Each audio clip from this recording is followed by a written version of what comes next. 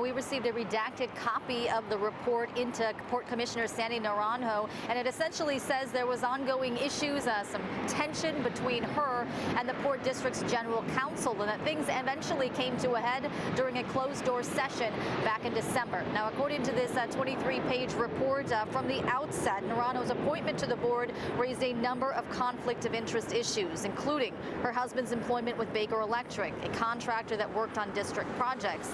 The general counsel's name was redacted from the report, but the report states that part of his job is to serve as ethics officer and that he was looking into Naranjo and these potential conflict of interest issues.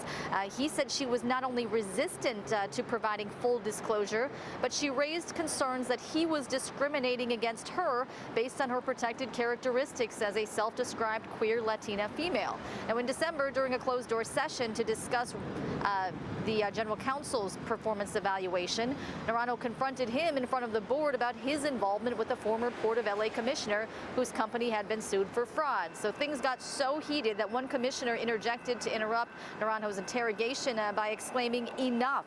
This kind of inquisition is not appropriate." Fast forward to the meeting this week, a number of people spoke out on Naranjo's behalf, but in the end she was censured for misconduct in a unanimous vote by the board. I spoke to legal analyst Dan Eaton about this report, and I asked him, do you foresee any legal issues going forward? It's not clear what happens legally on her end from this point forward. One thing is very clear is that the investigation raises a lot of very interesting issues, and interesting issues have a way ultimately of finding their way into court in one way or another.